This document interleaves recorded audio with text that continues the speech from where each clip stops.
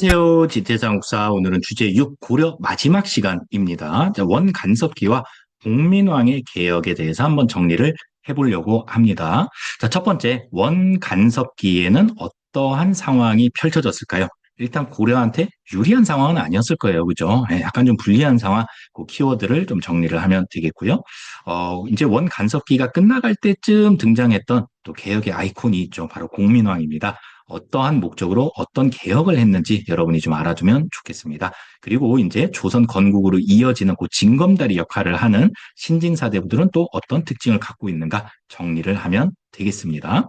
자, 지난 시간에 우리가 원나라가 쳐들어와서 이제 고려 왕실이 강화도로 수도를 옮겼다가 강화조약을 통해서 다시 개경으로 환도 다시 돌아간다라는 거예요. 다시 수도를 옮기게 되면서 이제 원간섭기가 시작이 되는 그 지점까지 우리가 살펴봤는데요. 요때 이제 고려 왕실이 몽골과 이렇게 강화 조약을 맺는데 약간 좀, 을의 입장으로 이제 강화 조약을 맺게 됩니다. 그래서 고려 왕은, 이제 원나라의 부마국, 사위 국가로 이제 전락을 하게 돼요. 무슨 말이냐면은 원나라 황제가 있잖아요. 이 황제의 딸, 그러니까 원나라 공주하고 우리 고려의 왕이 결혼을 하게 돼요.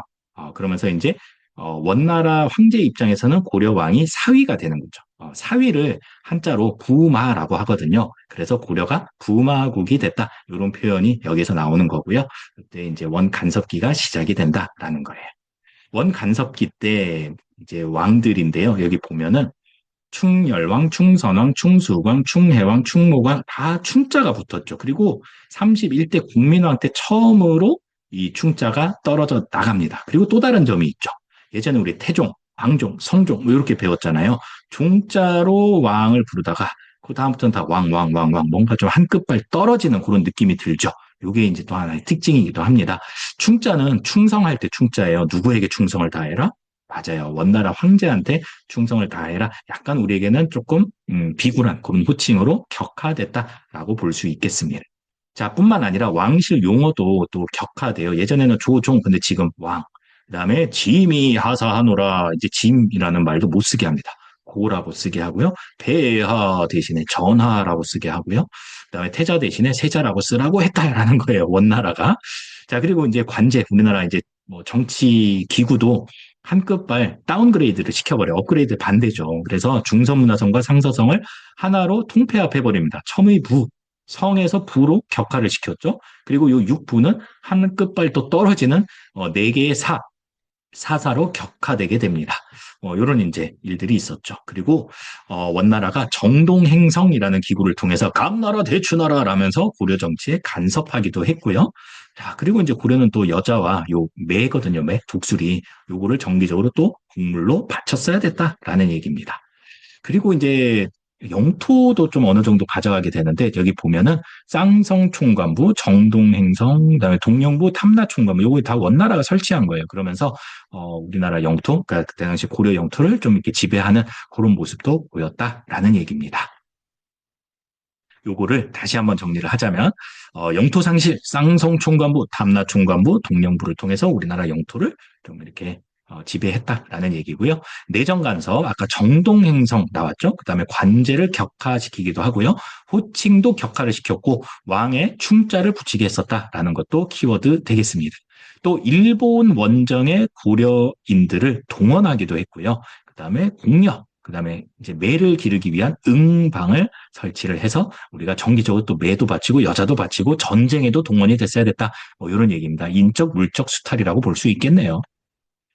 자, 한편으로는 이렇게 원나라 간섭기 때 교류가 활발해집니다. 좋든 싫든 간에 어쨌거나 사람들이 왔다 갔다 하잖아요. 그러면서 이제 우리나라의 그러니까 고려의 그 당시에 몽골 풍습이 좀 유행을 하기도 하고요. 반대로 이제 원나라에 또 고려의 양식이 또 전해져서 고려 양이라고 해서 고려 문화가 또 이렇게 또 유행하기도 했었다라는 얘기입니다. 자, 그런데 영원한 것은 없죠. 예, 영원한 것은 없지만 어쨌거나 이 당시에 딱 보니까 원나라의 힘이 세네. 그래서 원나라랑 좀 친하게 지내야겠다. 또는 이제 원나라 뭐 이렇게 통역관으로 이렇게 활동하던 사람들 있잖아요. 그럼 새롭게 등장하는 귀족들이 나타나게 되는 거예요. 그런 사람들을 우리가 권문세족이라고 이야기를 합니다. 고위관직을 대대로 또 이제 역임하기도 하고요. 넓은 땅을 가지고 있는 대지주이기도 하면서 그때 당시에 도평의사사라는 정치 기구를 했던 이제 그런 세력이라고 보면 되겠습니다. 참고로 여러분 예전에 도병마사라고 기억나죠? 고려의 귀족 회의 기구잖아요. 그게 이제 이 당시에는 도평의사사라고 이제 불렸는데 그곳을 장악을 했었다라는 거는 정치적 권력을 독점하고 있었다라는 의미로 이해를 하면 되겠습니다. 자, 그러다가 이제 원이 힘을 좀 잃어갈 때쯤 공민왕이 등장을 해서 반원 자주 정책과 반권문세족 정책을 추진하게 됩니다. 그래서 반원 자주 정책으로 대표적인 게 격화됐던 요 관제를 다시 복구를 시키고요. 그 다음에 여기 쌍성총관부 있잖아요. 요 쌍성총관부를 무력으로 공격을 해가지고 회복을 해버립니다. 그러니까 땅을 되찾아오게 된다라는 거예요. 자, 그리고 우리나라 내정을 간섭하던 기구였던 정동행성을 결국은 힘을 약화시켜서 폐지를 해버리고요. 그 다음에 몽골풍조차도 금지를 시켜버립니다. 마치 우리 일제잔재 청산하는 것처럼 몽골풍 금지야! 이제 이렇게 했다라는 거고요. 그 다음에 반권문세족 정책으로 기황후 여러분 많이 들어봤죠. 기황후 이제 원나라의 황후가 된 이제 여인인데 그 오빠가 기철이에요. 그러니까 요새로 치면은 이게 뭐 비유가 적절한지는 모르겠지만 우리가 주로 친하게 지내면서 우리보다 힘이 센 나라가 지금은 이 미국이잖아요. 그러니까 미국의 영부인이 됐다라고 생각을 해봅시다. 그러면은 그 친척들은 우리나라에서 굉장히 떵떵거리면서 뭔가 좀 이렇게 힘을 주고 다니지 않겠습니까? 뭐 비슷한 사례로 원나라의 이제 황후가 된 기씨 황후의 오빠인 기철의 횡포가 굉장히 컸거든요. 이 기철을 숙청을 해버리면서 이 친원파 세력을 약화시키려고 많이 했고요. 승려 신돈, 스님이죠. 신돈을 등용을 해서 전민변정 도감을 설치하고 이 권세가가 그러니까 이 권문세족이죠. 빼앗은 토지를 원래 주인에게 돌려주고 또 억울하게 노비가 된 사람을 다시 양인으로 평민으로 회복시켜주는 그런 개혁을 추진하게 됩니다. 우리 예전에 광종의 노비안건법 있잖아요. 요거랑 여러분이 되게 많이 헷갈릴 텐데 노비안건법은 광종 거고요. 그다음에 전민변정도감 이거는 공민왕 때 개혁을 추진했던 기구다라는 것을 조금 구분해서 알아두면 좋겠습니다.